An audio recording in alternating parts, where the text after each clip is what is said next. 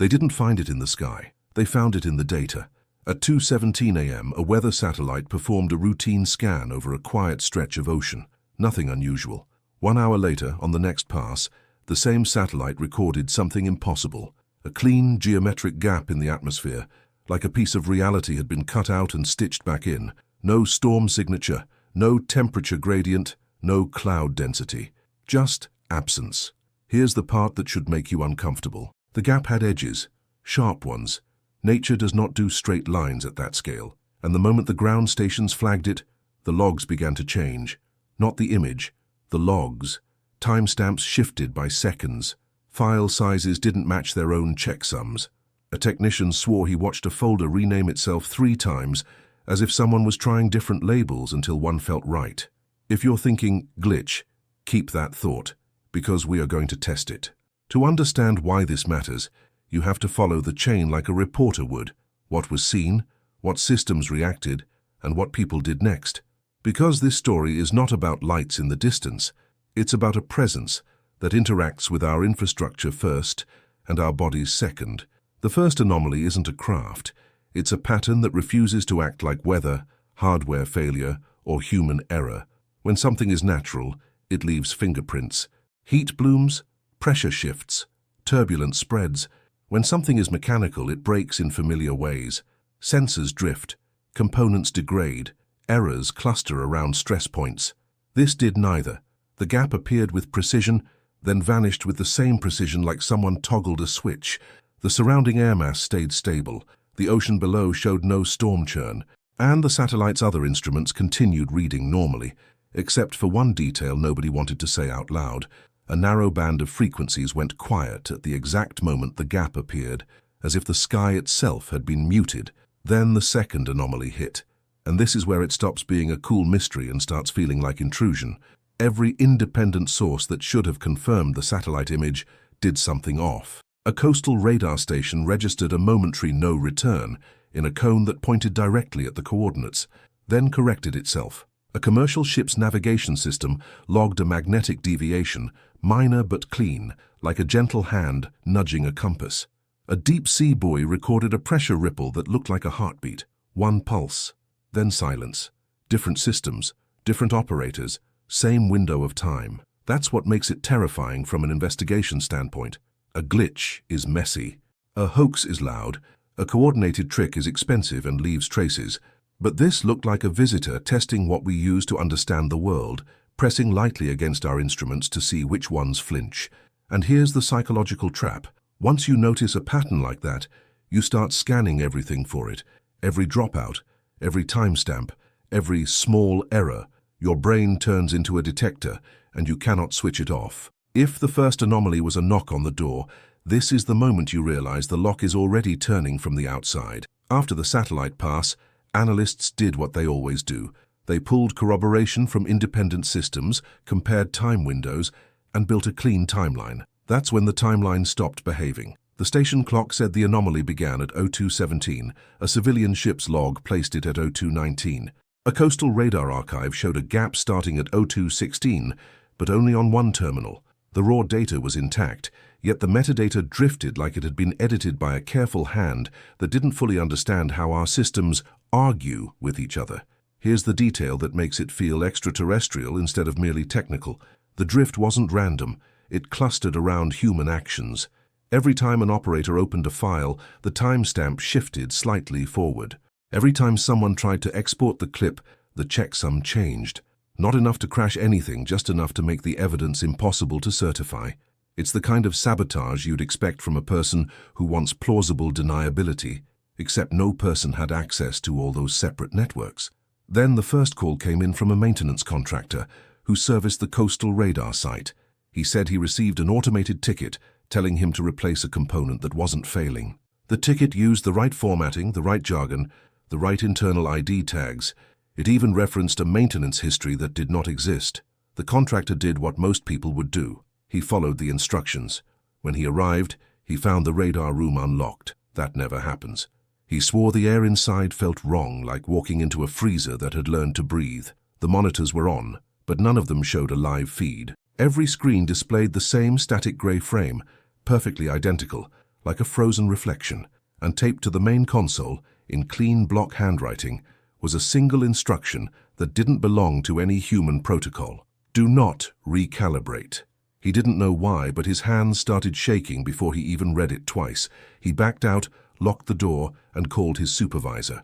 The supervisor checked the ticket system and found nothing. No request, no dispatch, no record that the contractor should have been there at all. That's the point where the case stops being about a weird picture in the sky. It becomes about a presence that can impersonate bureaucracy, hijack routine, and steer people into the right place at the right time. Whatever this is, it doesn't need to land on a highway to get to you. It can simply send the message that makes you walk into the room. Up to this point, you can still hide behind screens. You can tell yourself it's corrupted data, a messy network, a contractor with a vivid imagination. That comfort ends the moment you put human eyes on the coordinates. A small research vessel was rerouted under the excuse of sensor validation. Officially, they were checking buoy performance. Unofficially, they were chasing the only kind of evidence that can't be argued with later: physical residue. They reached the site just before dawn. The ocean looked normal until the first instrument went overboard. The sonar didn't return a clean profile of the seafloor.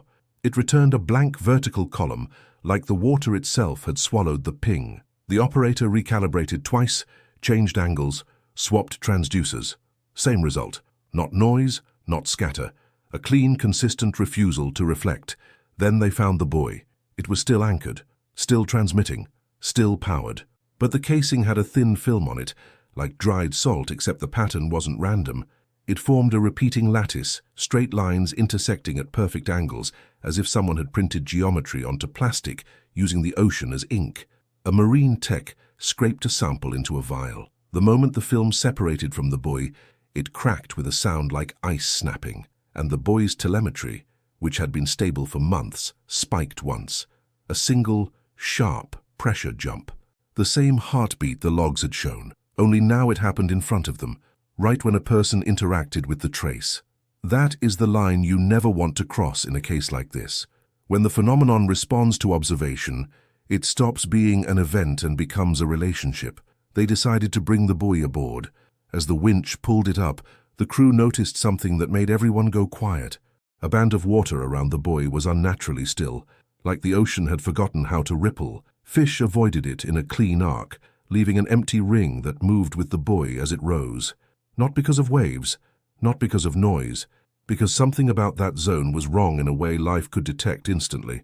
On deck, the captain ordered photographs, bagging, documentation, standard procedure. But the closer the camera got, the more the focus hunted, as if the lens could not agree on what it was looking at. And in the reflection on the buoy's wet casing, one of the crew members saw a shape that wasn't on the deck behind him. He turned around. Nothing. When he looked back at the buoy, the film had shifted. Not sliding, not peeling, reorganized. The lattice lines had tightened as if reacting to being watched. If you've ever felt that crawling certainty that you are not alone, you know what comes next. Your brain starts doing math you never asked it to do. If it can leave a trace, it can leave more. If it reacts to touch, it can predict intention. And if it can imprint pattern onto plastic in the middle of the ocean, what does it imprint onto the people who stand too close for too long? This is where most people check out and say, okay, now it's getting dramatic. I get it. It feels safer to keep the story in machines, oceans, and satellites, because the moment it moves into humans, you lose the ability to treat it like a puzzle. They flew the sample to a lab that handles hazardous materials. Sealed container, chain of custody, everything by the book. The team expected one of two outcomes, something explainable or something unknown but inert. What they didn't plan for was behavior. The first person to handle the vial in a controlled hood was a technician with a reputation for being meticulous, quiet, skeptical, the kind of person who corrects your terminology. 2 hours into the shift, he stopped mid-label, stared at the blank side of a specimen bag, and began tracing a shape with his finger, not drawing with a pen, tracing, like he was remembering the feel of it. When the supervisor asked what he was doing, he blinked like he'd been pulled out of sleep and said, "Just checking alignment." That answer made no sense, because there was nothing to align. Over the next day, small things stacked. The technician rewrote the same label 3 times, each time changing one letter, like he couldn't find the correct spelling of a word he'd never seen before.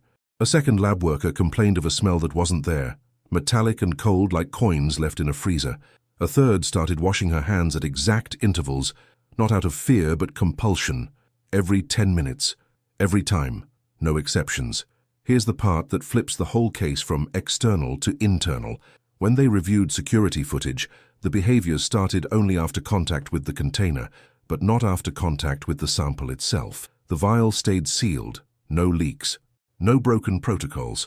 Yet the effect moved anyway, as if the phenomenon didn't need to get on your skin to get into your routine. That night, 2 people on opposite ends of the facility called the same emergency number within minutes of each other. Both reported the same dream. Not similar, the same. A corridor that narrowed as they walked, lights that didn't flicker but dimmed in steps, and a door with a symbol on it that felt familiar in a way that made their stomachs drop. Neither of them could describe the symbol in words, they could only draw it, and both drawings matched the lattice pattern from the buoy, simplified like a child's version of geometry. If you're wondering whether stress can do that, sure, stress can do a lot. But stress doesn't synchronize strangers with different lives, different fears, different brains. Stress doesn't give you matching output like you've been tuned to the same channel. The lab director did the rational thing. He called for an external audit, new staff, new controls. No one touches the container until the review is complete. The problem is, by then, the phenomenon had already found what it needed. A predictable human system, a schedule, a set of hands that opened doors on command. Because the next morning, without any new contact, the technician showed up early, went to the storage room, and stood in front of the locked cabinet for 11 minutes straight. Just standing there, eyes fixed, breathing shallow, like he was waiting for someone on the other side to tell him what to do. And that's when you have to ask the question nobody wants to ask out loud. If this can teach itself your procedures, how long before it starts using you as one? Right when you think you are chasing something new, you find the fingerprints of someone who has been here the whole time, sweeping the floor behind you. After the lab incident, the official response changed tone overnight. Calls stopped being returned. Emails that used to get answers in minutes went quiet. A meeting that was scheduled for urgent review was replaced with a calendar block titled Data Hygiene. That phrase is a warning when you know how these systems work. It means someone is about to delete the story, not solve it. Then the captain of the research vessel got a visit. 2 people, plain clothes, no agency patches, polite voices. They didn't threaten him. They did something smarter. They offered him a narrative. They said the buoy had been compromised by vandalism. They said the satellite gap was a compression artifact. They said the lab symptoms were stress contagion. And they said it with calm certainty, like they were reciting a script they'd used many times. The captain asked a simple question. If it's nothing, why are you here? One of them answered without blinking. Because you will want this to be nothing. That sentence hits like cold water. It tells you there is a category of events that never becomes public, not because it can't be explained, but because the explanation would change how people behave. It would change what they trust. It would make them look up and down at the same time, and wonder which direction the danger actually comes from. Before leaving, they asked for every copy of the footage, every photo, every log export. The captain refused, so they offered a compromise. He could keep one file, one artifact, one proof, as long as he agreed not to share it. He asked why. They said, because if you share it, it will share you. That night, the captain did what any person does when they feel cornered. He made a backup anyway, offline, old school. No cloud, no network, a drive sealed inside a metal case. He thought he was being careful. The next morning, the case was open. Not forced, not smashed. Opened like someone knew the combination. The drive was still there, but it felt warm, as if it had been held in a hand for a long time. When he plugged it in, the folder structure was intact. The files were intact. Even the names were intact, except one new file had appeared at the top. It didn't have a timestamp. It didn't have an extension. It was just a label, clean and simple, like a note left on a table. Return. In that moment, the fear changes shape. It is no longer about what the phenomenon is. It is about what it can reach. It can reach a sealed lab. It can reach your logs. It can reach a locked case. And it can place a word in your system like it belongs there. The captain didn't report the file. He didn't tell the visitors. He didn't even tell his crew. He did the worst possible thing for his own sanity. He kept it to himself and tried to sleep, with a command sitting in his pocket like a weight. And that's the real horror of containment. It doesn't just hide the truth. It isolates the witness until the witness becomes a tool. After the word return appeared, the captain tried the most human response possible. He tried to outsmart it without admitting he was scared. He created a decoy, a second drive, identical metal case, identical folder names, filled with harmless copies. He left it in the same place, like bait, and he hid the real one somewhere no one would think to look. The next morning, the decoy case was untouched. The hidden case was open. That is the moment the case becomes existential, because if it can ignore the obvious trap and go straight to what matters, then it is not reacting to objects. It is reacting to meaning, to choice, to the part of you that decides. He didn't tell anyone. He couldn't. How do you say out loud that something unknown is reading your intent like a public sign? Instead, he did what people do when reality stops cooperating. He built a test. He wrote 3 words on 3 pieces of paper. Return, wait, burn. He placed them in 3 separate envelopes, mixed them, sealed them, and left them on the table with a camera recording. A childish experiment, sure, but clean logic. If nothing touches them, it is paranoia. If someone touches them, it is human. If the right envelope opens without disturbance, then something else is in the room with your decisions. At 03:11 a.m., the camera caught a single frame glitch. Not static, not darkness. A perfect blank. One frame where the room is there and not there. Then it returns. In the morning, only 1 envelope had been opened. Return. No torn paper. No forced seal. The flap looked as if it had been lifted by a careful finger that knew exactly where the adhesive would release. The other 2 envelopes remained perfectly intact, as if the choice had been made before the test even started. That is the psychological trap people underestimate. Once you realize it reacts to intention, you stop trusting your own thoughts. You start policing your mind, trying to think the right way, trying not to imagine the worst. But the more you try not to think about it, the more you do. And if this thing is tuned to patterns, the fear itself becomes a beacon. The captain stared at that opened envelope for a long time because he understood what return really meant now. It wasn't a suggestion. It wasn't a threat. It was a direction.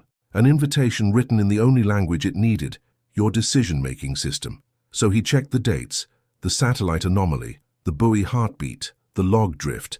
They all clustered in repeating windows, like tides, and the next window was close enough to feel like a countdown. He told himself he had one job: go back to the coordinates, document everything, and leave. Clean in, clean out. No heroics. But deep down, he already knew the truth that makes this story so hard to shake. If it can open what you hide and choose what you mean, it is not waiting for you to find it. It is guiding you to where it wants to be found. He didn't announce the true reason for the trip. He framed it as routine validation, a second pass to confirm a sensor anomaly. That lie mattered, because fear spreads faster than facts on a small ship, and he needed the crew steady when the sea started doing things the sea should never do. They left at dusk. The horizon looked normal, the kind of calm that tricks you into relaxing your shoulders. Then the instruments began the same quiet rebellion they'd shown before, only this time they didn't glitch. They anticipated. The navigation system suggested a more efficient route that curved slightly toward the coordinates, even though it should have been a straight line. The captain rejected it. A minute later, the same suggestion returned with a different justification, as if the system was learning which explanation would sound most human. He turned the screen off and steered manually. The closer they got, the more the ocean felt staged. Wind on the surface, but the waves rolled with a slow, deliberate rhythm that didn't match the weather. The crew tried to joke about it. Nobody laughed. People were checking the sky too often, like their bodies had decided the threat could arrive from any direction. At the exact moment they crossed the boundary, every clock on the ship desynced by the same amount.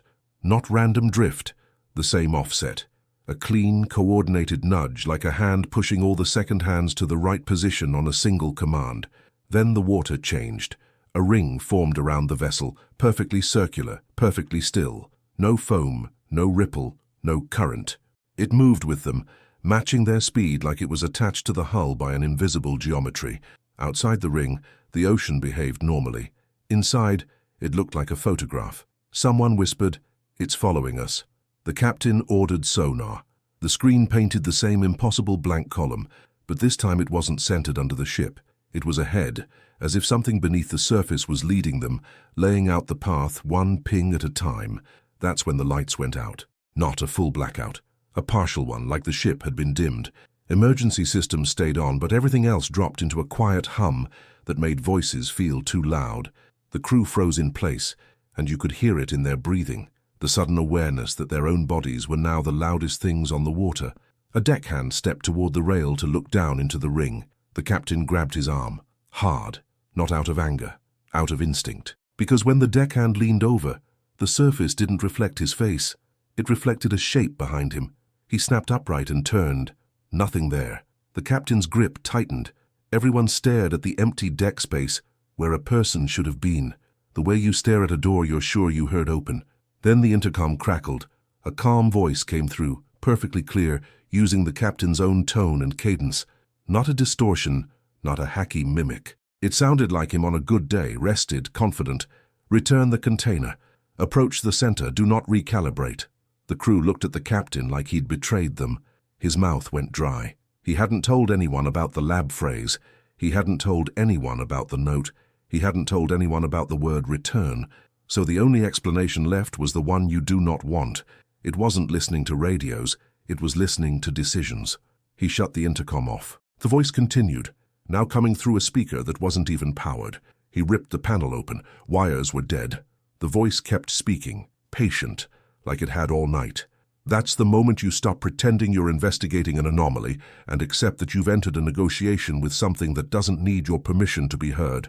The captain made a choice, not the brave choice, the human one. He told the crew to secure themselves, and he took the metal case with the real drive and walked toward the bow, stepping into the still ring as if the ocean had become a threshold. The water did not splash.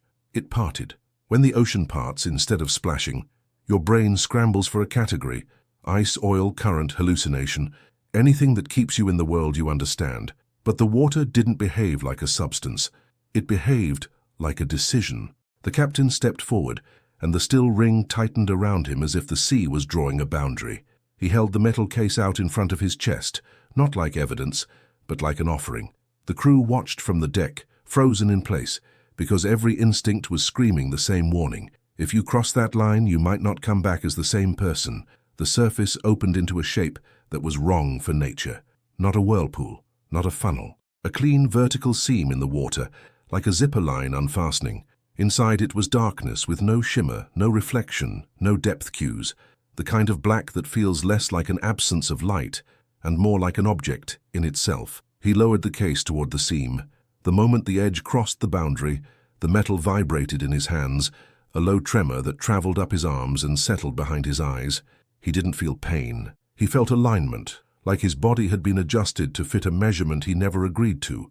Then the case simply disappeared. No splash, no pull, no resistance.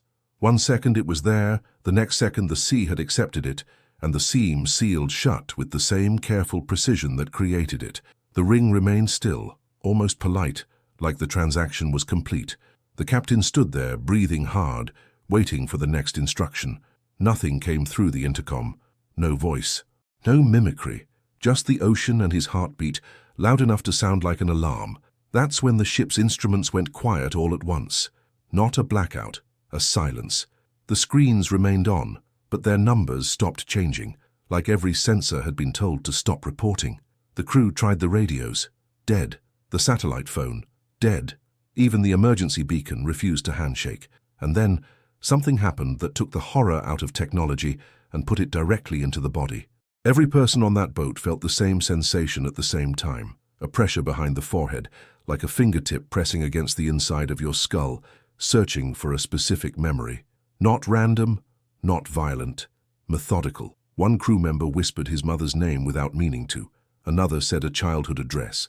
A third started reciting a password out loud, eyes wide, like he was watching his own mouth betray him. The captain tried to clamp down, tried to think of nothing, tried to push back. The pressure tightened, and then it released, abruptly, like the hand had found what it wanted. The ocean ring loosened, waves resumed, wind regained its texture. The world returned to normal so fast it felt staged, as if someone had been testing a simulation and clicked play again. But the captain knew the exchange wasn't over, because a new object sat on the deck where nothing had been a second ago. It was thin, white, and perfectly dry. Not paper, not plastic. A rigid sheet with the same lattice geometry embossed into it. faintly visible when it caught the dawn. No ink, no letters, just a grid that seemed to shift when you stared at it too long, like your eyes couldn't hold it still. He picked it up and felt the temperature drop in his fingers, a clean cold that didn't spread. It stayed contained, as if the cold had borders. Then, as if the sheet recognized contact, a single line appeared across its surface, not written, imprinted from inside, a coordinate string, and beneath it, one word, return. Not the same return as before. This one felt different, like a receipt that said the transaction had been accepted and now a balance was due. The sheet looked harmless until they tried to document it. Back on land, the captain did the one thing he swore he would not do. He showed it to someone outside the circle. Not a government contact, not a fixer, but a forensic analyst who worked with odd materials and had a simple rule: never touch evidence with bare skin, and never trust what a camera gives you the first time. They set the sheet under neutral light, photographed it, then scanned it at different angles. The images came out clean, sharp, normal. Too normal, because every time they zoomed in, the lattice lost meaning. It stayed crisp, but refused to resolve into a repeating unit. Like the pattern was designed to look consistent at a distance and turn blank the moment you tried to understand it. So the analyst did something smarter. He stopped looking at the grid as a drawing and started treating it like a behavior. He ran edge detection, frequency analysis, spacing comparisons. He wasn't asking what it was. He was asking what it wanted the observer to do. That's when the first translation happened, not in words, in alignment. As the software traced the intersections, the lattice on the screen snapped into a new configuration, as if the computer had finally guessed the correct angle, and the pattern rewarded it. The analyst leaned closer, breath held, and the grid formed a shape that had nothing to do with geometry and everything to do with a person. A timeline, tiny breaks, clustered in the same places your life clusters when you're human. Sleep windows, work shifts, travel gaps, repetitions that look like routine. And the most disturbing part was how specific it was. The peaks and gaps matched the captain's last month, down to the night the word return appeared on the drive.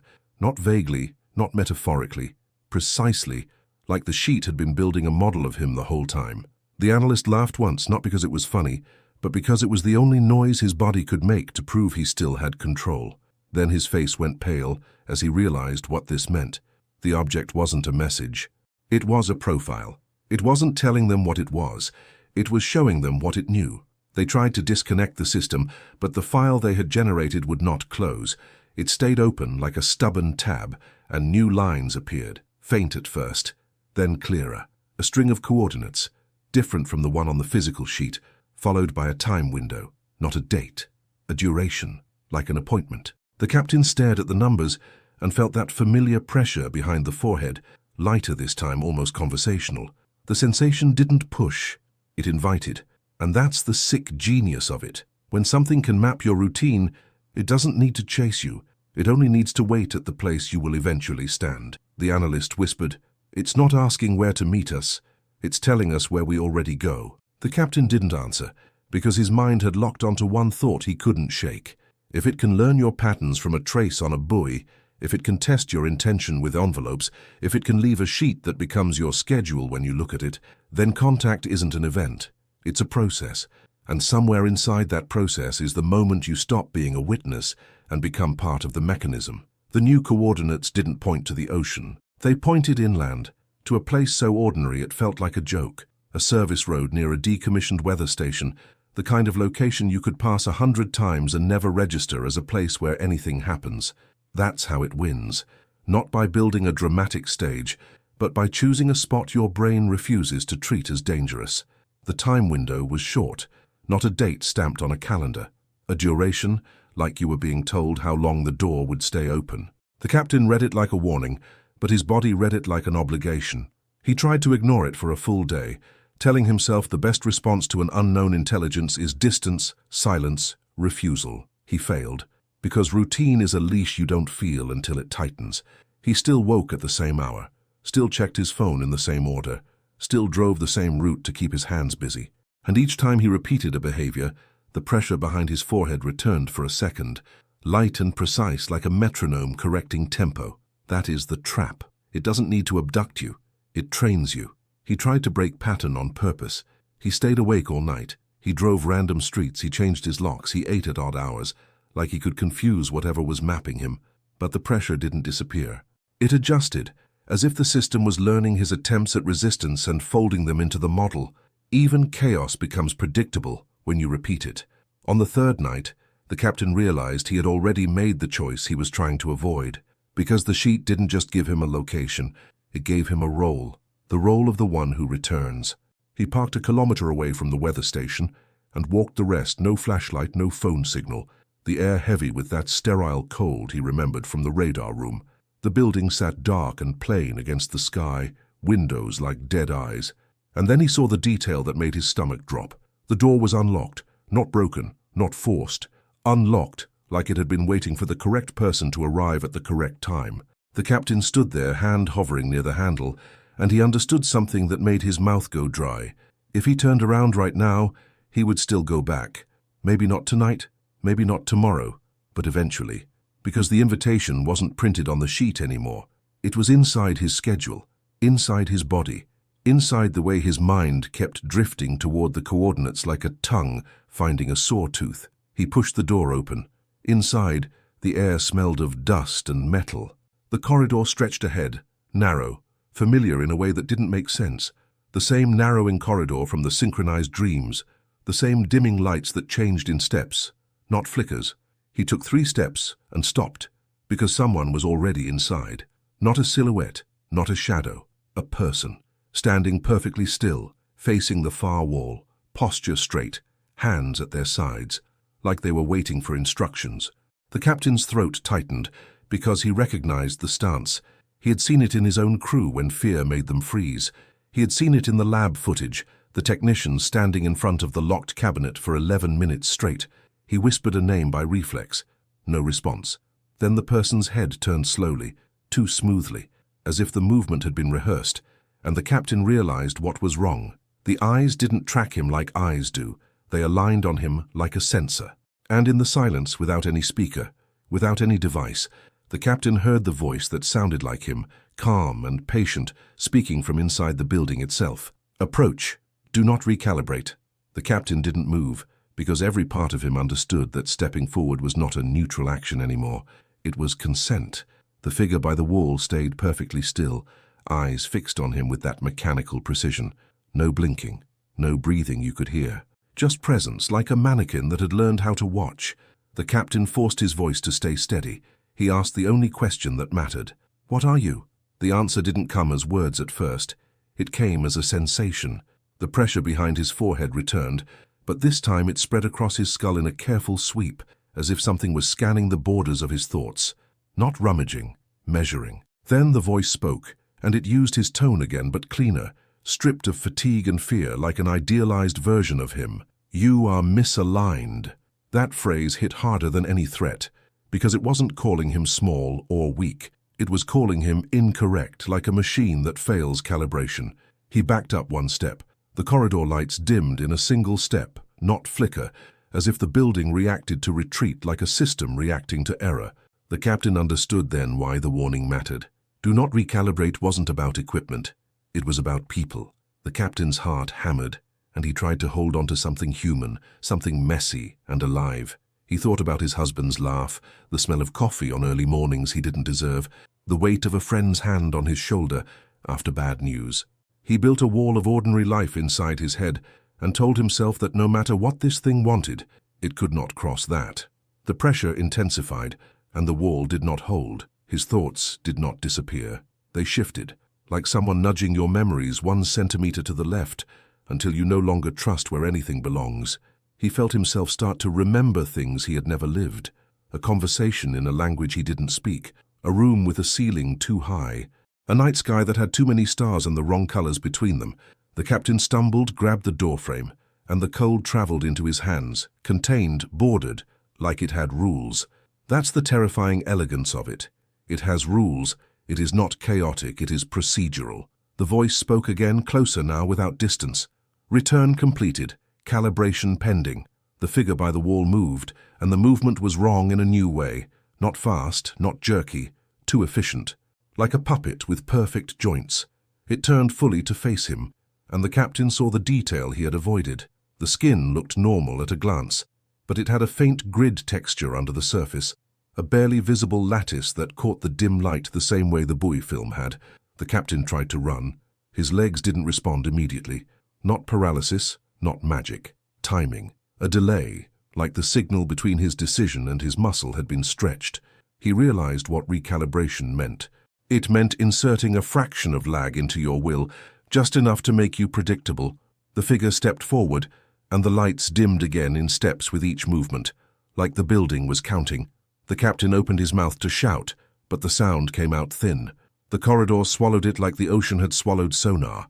Then the figure raised a hand, not threatening, not angry, and placed 2 fingers on the captain's forehead, right where the pressure had been living. The moment it touched him, the world sharpened. Not clearer, narrower, every sound reduced to a clean signal, every shape simplified into edges and angles. Fear vanished, not because he was brave, but because something had compressed him into a calmer format.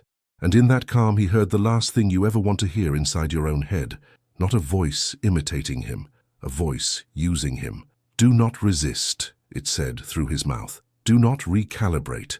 The moment the voice used his mouth, the captain understood something that made him more terrified than any monster ever could. This wasn't possession like people imagine.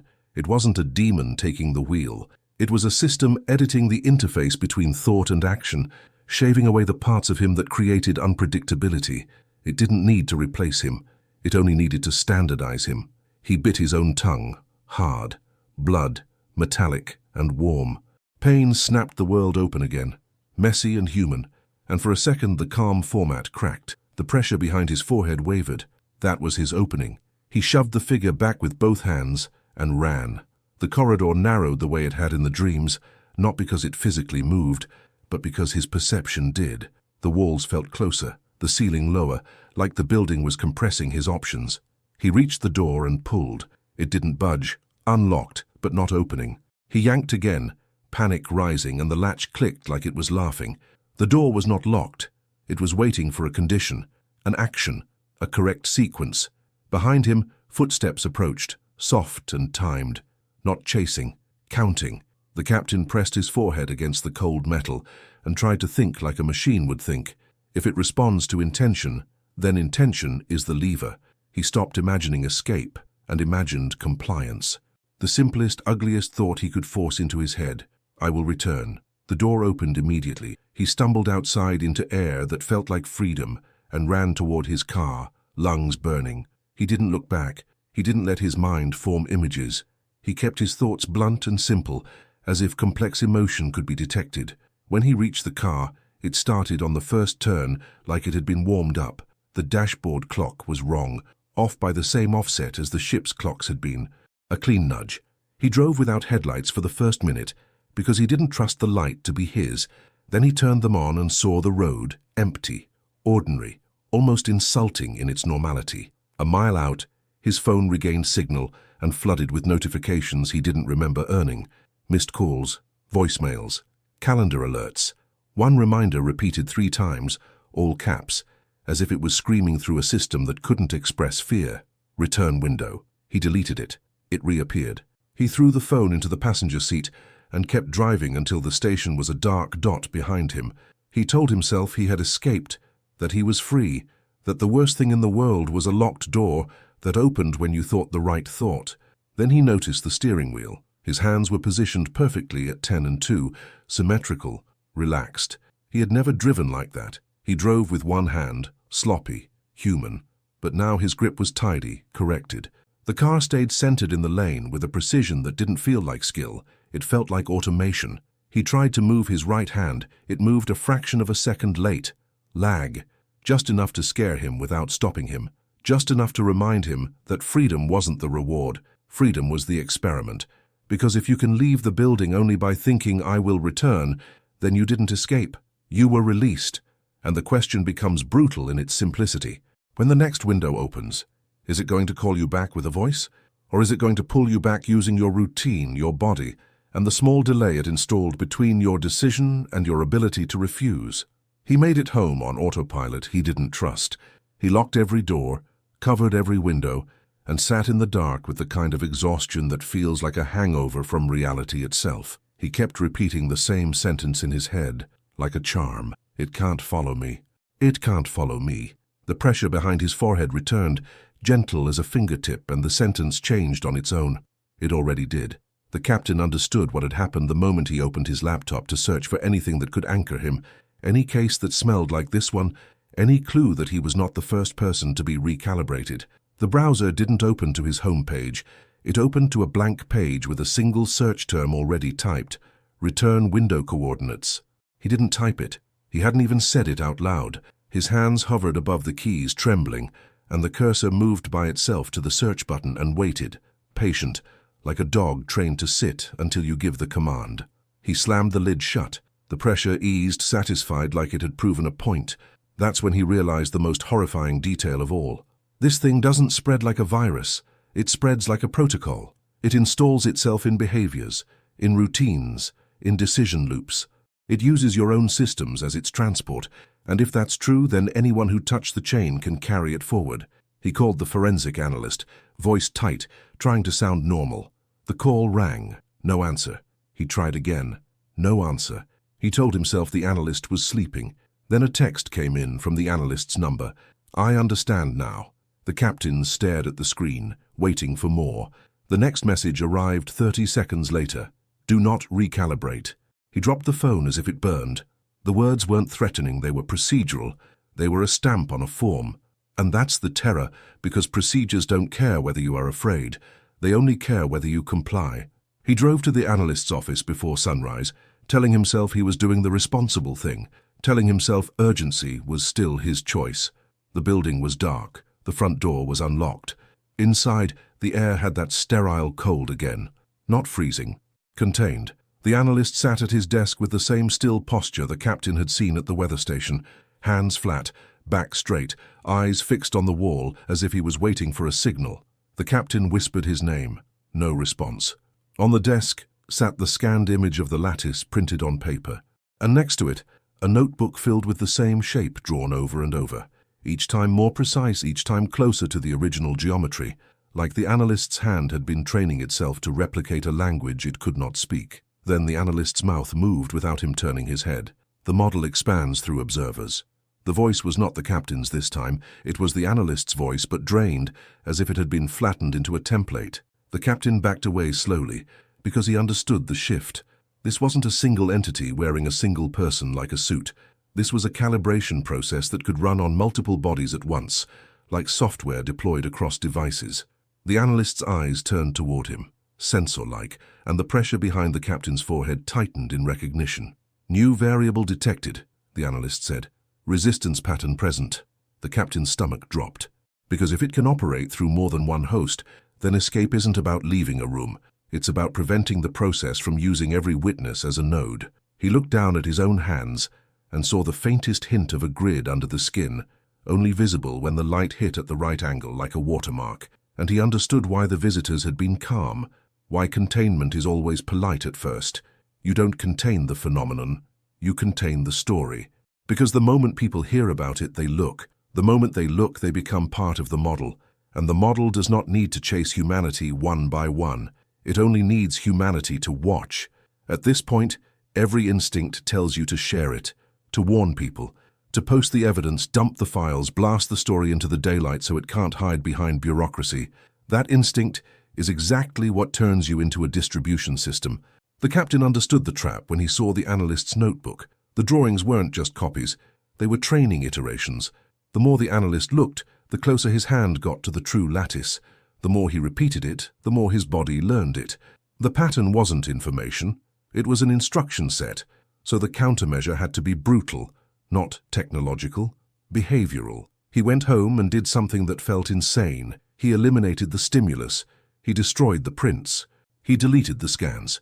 He wiped every drive he could find, even the backups he'd made out of panic. He didn't preserve the story. He amputated it. Then he attacked the second vector, routine. He changed everything that made him predictable. Sleep at random hours, meals at different times, no commuting habits, no morning sequence. He covered mirrors. He avoided screens. He stopped reading logs. He stopped searching. He stopped trying to understand. Because understanding was a form of attention, and attention was food. For 2 days the pressure behind his forehead faded. Not gone, but quieter, like a radio turned low. He started to believe he had found the weakness. If the model expands through observers, then you starve it by refusing to observe. That's when it changed tactics. If it couldn't get him through curiosity, it would get him through empathy. On the 3rd night, he received a voicemail from a number he did not recognize. The voice was his sister's voice, crying, breathless, saying his name the way she did when she was scared as a kid. "Please," she said, "I need you to come get me. I'm at the station. The lights are wrong." His sister lived in another state. She never called at night. The captain's hands shook because he knew what this was and still felt the pull. That is the cruelty of an intelligent trap. It doesn't just study your systems. It studies your values. He called her. No answer. He called again. No answer. Then a text arrived from her number with only a coordinate string and a time window. Return window. His breath caught.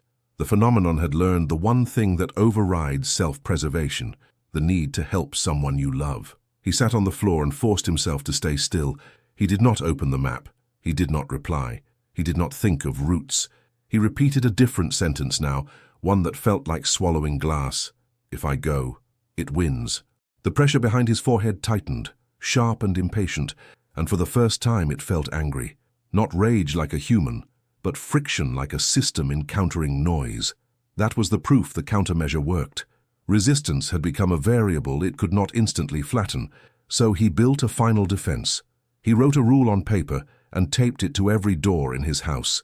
If you feel urgency, do nothing, because urgency was the lever, curiosity was the bait, empathy was the hook, and the pattern needed only one of them to make you step into the next window.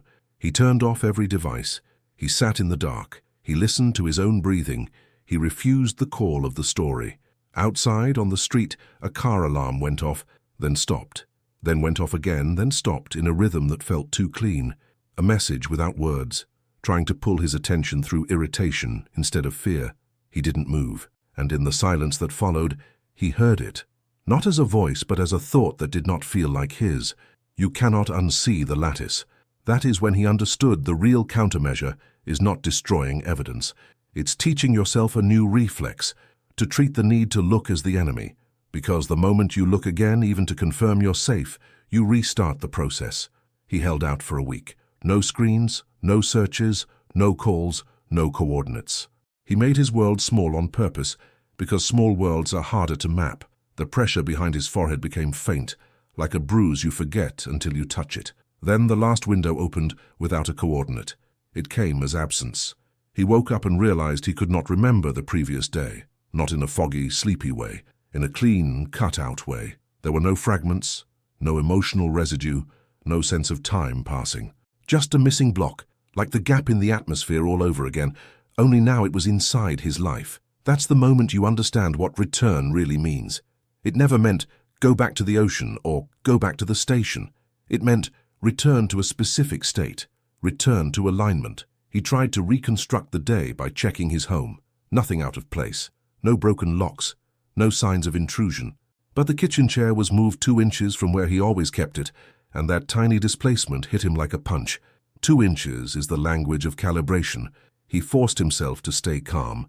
If urgency is the lever, then panic is the handle. He walked to the bathroom, turned on the light, and looked in the mirror for the first time in days, just to prove he was still himself. His reflection lagged, not a blink delay, a full fraction of a second behind his movement. Enough that his stomach dropped before his eyes could argue with what they were seeing. He raised his right hand, and the reflection lifted it late, smooth and obedient, like a feed playing on a buffer. He stepped back from the mirror, heart hammering, and the pressure behind his forehead tightened with a quiet satisfaction. That was the last window, not a place, a test of whether he would look, whether he would check, whether he would seek confirmation. The phenomenon didn't need to call him anymore. It had built the impulse into him. The need to verify, the need to understand, the need to see. He understood then why it had chosen bureaucracy, logs, screens, and routine, because humans cannot tolerate uncertainty. We reach for answers the way we reach for air, and if something can control the answer, it can control the reaching. He could keep fighting by refusing to look, refusing to check, refusing to confirm. But there was a cost to that kind of life. You become a person who cannot trust your own perception, who cannot open a calendar without fear, who cannot help someone you love without suspecting the hook. Or he could do the other thing, the darker thing, the thing that sounded like relief. He could return, not to a coordinate, but to the calm format, to the version of him that felt no fear because fear had been compressed out of him, to the predictable alignment where the lag disappears because his will no longer argues. He stood in front of the mirror and made the only decision he had left, not whether to go somewhere, whether to remain complicated. He turned off the bathroom light and walked away from his reflection, choosing uncertainty on purpose, choosing the messy pain of being human over the clean peace of calibration. Behind him, in the dark glass, his reflection stayed standing for a moment longer than it should have. And then, with that same patient precision that started this entire case, it smiled. The captain did what he had avoided for weeks. He went back to the only thing he had refused to touch, the beginning. Not the ocean, not the station, not the grid, the timestamp. He remembered the first gap in the atmosphere, clean edges, straight lines, a piece of sky behaving like a file you can cut and paste. If that was a signature, then it should exist somewhere else, buried in older archives, hidden inside moments no one knew to compare. So he made a rule for himself. No searching for the phenomenon. Searching is attention. He searched for absence. He took public satellite archives, the kind anyone can access, and filtered for data dropouts that were too perfect. Not storms, not sensor failure, clean geometric voids. He kept it clinical, almost boring, the way you handle a live wire with gloves. The results were worse than fear. There were dozens, small ones that lasted seconds, large ones that lasted minutes, clusters that repeated every few years, like a pulse, and each cluster had the same pattern. The gap appears, the logs drift, local systems register quiet anomalies, and then a string of human behaviors spikes in the nearby region. Sleep disruptions, reported strange dreams, unusual repetitive actions, people doing things they could not explain. He thought he had found a haunting. What he found was a deployment. Then came the detail that ended the debate in his mind. Every cluster happened near places that were not important because of what they were, but because of what they measured. Weather stations, radar installations, undersea cables, research buoys, communications relays, places that turn the world into data. It wasn't visiting us. It was mapping our senses, not to learn about Earth, to learn about us through what we used to see. That's why it reacted to observation. That's why it punished recalibration. Recalibration is what you do when a system stops matching reality, and it needed our systems to keep matching because our systems were the language it used to shape our behavior. The captain sat back and felt the pressure behind his forehead stir, faint, curious, like it liked being understood. He realized the most terrifying possibility. This phenomenon isn't a creature. It's a calibration protocol, a process that runs wherever there is instrumentation, wherever humans depend on data, wherever routines can be modeled and corrected. It doesn't land in a field. It doesn't need craft or doors. It only needs a network of observers, a chain of custody, a human desire to verify. He thought he had fought it by refusing to look, but the reveal is this. Refusing to look only protects you from becoming a node. It doesn't stop the system from running, because it's been running for a long time, quietly, patiently, and each time it appears, it improves. The captain stared at the oldest cluster he found and noticed one last line in the metadata, something most people would skip. A label embedded in a format humans didn't use back then, as if it had been added later by a hand that was careful but not quite native. Calibration. Successful. He closed the laptop and understood why the visitors had said he would want it to be nothing. Because if this is real, it means the question isn't whether extraterrestrials exist. The question is whether we have already been adjusted to make room for them. The captain tried to end it the only way he could, not by fighting, not by exposing, but by disappearing from the pattern. He left the city. No phone, no laptop, cash, random routes. He slept in places with no Wi-Fi, no cameras, no screens to reflect him back at himself. For the first time in months, the pressure behind his forehead went silent. He started to believe he had escaped the network. Then, on the fifth night, in a motel so cheap the walls felt thin with history, he woke up to a sound that didn't belong. Not footsteps, not a car outside. A gentle, rhythmic click, like a keyboard being used in the room next door. He lay still and listened. The rhythm was too clean, too consistent. It wasn't typing words, it was entering data. He got up, crossed the room, and looked through the peephole. The hallway was empty.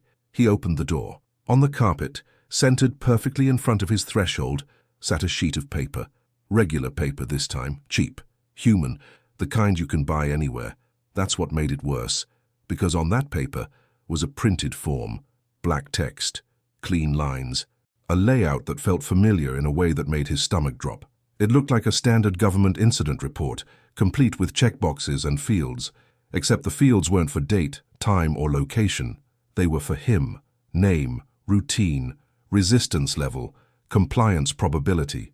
And at the bottom, a section titled Observation Notes, already filled in with a paragraph that described exactly what he had done that day, down to the moment he hesitated before buying coffee and the moment he decided to take the back road instead of the highway. He flipped the page over with shaking hands. On the back was the lattice, faint and perfect, like a watermark under the ink. And beneath it, printed in the same calm font as every other line, was a question that didn't feel like a threat. It felt like the end of a survey. Do you still believe this is about the sky? He stared at the sentence until the edges of his vision tightened, until his mind started doing what it always does when it's afraid. It tried to understand. That's when the pressure returned behind his forehead, soft and satisfied, like a hand resting on the back of your head, guiding you to face forward. He dropped the paper and backed into the room, breathing hard, because he understood the real aftershock. The model doesn't need coordinates anymore. It doesn't need the ocean. It doesn't need the station. It doesn't need a buoy or a lab. It only needs you to look. So here's the question I want you to sit with, because you're watching this right now, and that means you're doing the one thing the system rewards. If the phenomenon expands through observers, what happens when thousands of people hear the story and picture the lattice in their minds? And if you've ever felt that sudden urge to check a window, refresh a screen, verify a time, or look back down a dark hallway, ask yourself something simple. Was that your instinct, or was that the calibration?